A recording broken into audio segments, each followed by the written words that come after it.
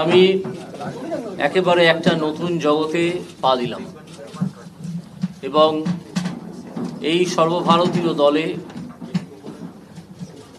যেখানে মহান নেতা নরেন্দ্র মোদী, অমিত শাহ এরকম লোকেরা আছেন, পশ্চিমবঙ্গের তাদেরকে দেখতেই পাচ্ছেন, leader of the opposition, state secretary Mangal Pandeji এবং অন্যান্য স্টেট সেক্রেটারিদের, স্টেট প্রেসিডেন্ট আমাদের সুকান্ত দা, তাদের অ্যাডভাইস এবং সাজেশন আমার প্রতি মুহূর্তে লাগবে, কারণ আমি দলের একজন শৃঙ্খলাবদ্ধ সৈনিক হিসেবে কাজ করতে চাই।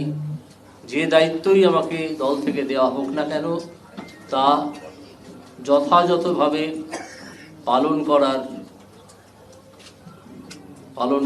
পালন করতে আমি প্রতিজ্ঞাবদ্ধ এবং আমি তা করব। আজ আর বিশেষ কিছু বলার নেই, এই কথা বলা ছাড়া যে আমাদের প্রথম উদ্দেশ্য হচ্ছে পশ্চিমবঙ্গ থেকে একটা দুর্নীতিগ্রস্ত দলের এবং একটা দুর্নীতিগ্রস্ত সরকারের বিদায় লগ্নের সূচনা করে দেওয়া এই লোকসভা ভোটে, যাতে 2026-এ তারা আর ক্ষমতায় আসতে না পারে। বিজেপির ক্ষমতায় আসা খুব দরকার বাংলার প্রয়োজনে, এবং একজন বাঙালি হিসেবে আমি অত্যন্ত কষ্ট পাই যখন দেখি যে বাংলা ক্রমাগত পিছিয়ে পড়ছে আর পিছিয়ে পড়ছে।